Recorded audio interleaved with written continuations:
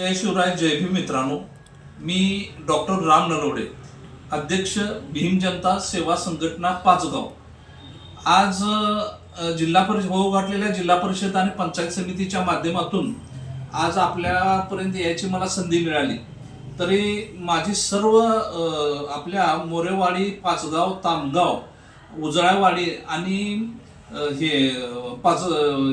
या सर्व लोकांनी माझी नम्रतेची विनंती आहे की संग्राम पाटील या सारख्या सुज्ञ आणि शिक्षित उमेदवाराला आपण एक मताने निवडून देऊया आणि आपल्या समाजाचा विकास कामात आपण प्रगतिशील राहूया.